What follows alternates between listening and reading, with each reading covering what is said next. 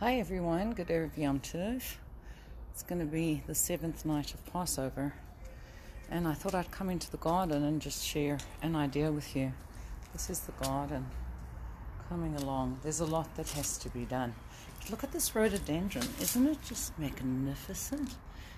Azalea, sorry, it's not a rhodie. Stuff coming up.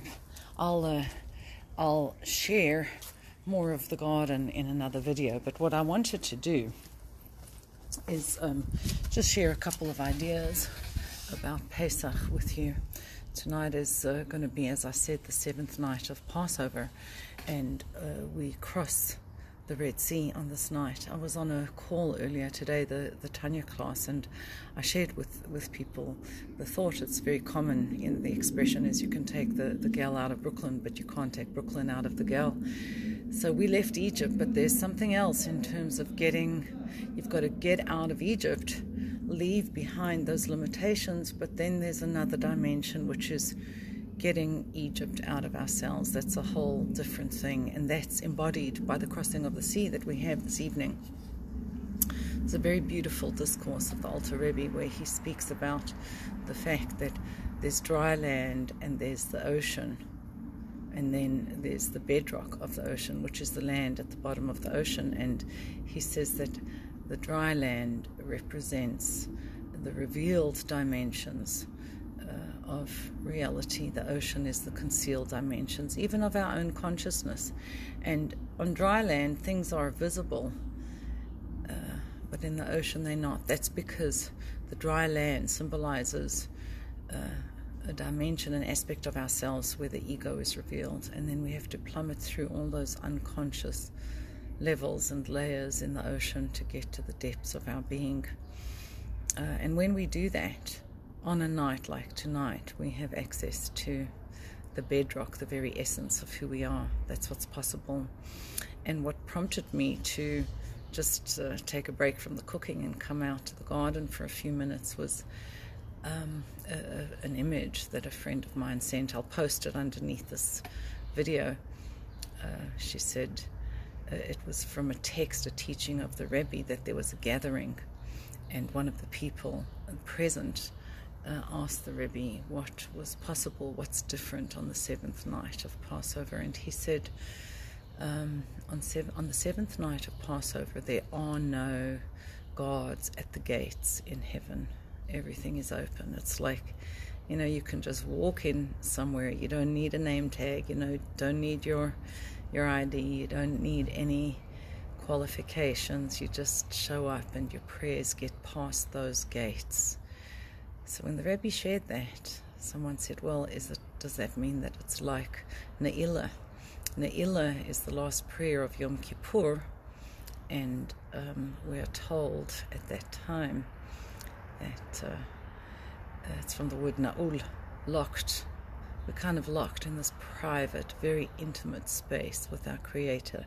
Having gone through the work of Yom Kippur and the different prayers, we come to the 5th prayer of Ne'ilah, which is like the 5th dimension, the deepest, highest level of the soul, the most essential level of the soul.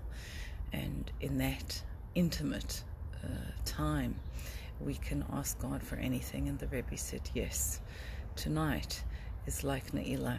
So I just wanted to bless everyone that we be able to manage all of the aspects of our being. There's the earth aspect, our consciousness. And then there's all the other stuff, like when we're not getting on with people, when we're reacting so intensively, it's like that ocean part. There's all those layers. I think I've mentioned on another call that when I work with clients, I share with them, you can be in the ocean on a boat, and then you can get down and snorkel, and then you can deep sea dive, and then you can go down in a submarine. It's like that in our being, like just going down, going down, going down. What's there? Trying to listen, trying to access the unconscious. But tonight, what's available when we cross the sea is accessing the bedrock of our being, the very essence of who we are. Anyway, just a quick thought as I am cooking and preparing for the holiday. I'm going to do this in honor it's always in honor of my father, Shalom ben Shabtai, and my friend's mother, Sarah Razel Bas Ruvain. But I will share with you that, being that my daughter-in-law already shared on Facebook, I can say she had another baby boy. Baruch Hashem, it was a great blessing. That's her third son, born on the Sabbath, on Shabbat, in the holy month of Nisan, miracles. And my other grandson was also born on Shabbos, so we've got kind of a track record. Anyway, mazel tov, the baby should be well. Life is a journey, to navigate all the hills and the deserts and the mountains and the fields and forests, and then to be able to go through the waters. Those waters, gosh, I have been through some the last week. Man, it was rough. Trying to just go down. And I'm really looking forward to an evening where there are no guards at the gates in heaven, and we can touch somehow, it's like this amorphous feeling, touching of the essence of who we really are. So I give you a blessing. You should touch that part of yourself. You should access it and be able to bring it out into the world. Anyway, I'm going to turn this around and show you a little piece of Africa. My French teacher, Vera, hello. I'm so honored and happy that you're here. I'm just going to share this. Vera has been very influential in my life. She guided me spiritually when I was in school. Her husband was is a translator, Mike, of Tibetan teachings. Just remarkable people, and she's here. So glad to see you. And other friends, Jenny and Aura B. Hi, welcome everyone. So look at this. This is, I just said Jenny, we call her Jenny. I brought her back from Africa, Jenny the giraffe. I brought her for my grandchildren to play with, but she likes to just stay here under the maple tree.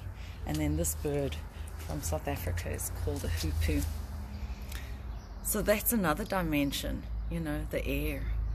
The birds in the air represent a very lofty level of consciousness as well, but that's for another time. In the meantime, everyone, thank you so much from Jenny and me for joining us. Happy crossing. I'll see you at the sea. Bye.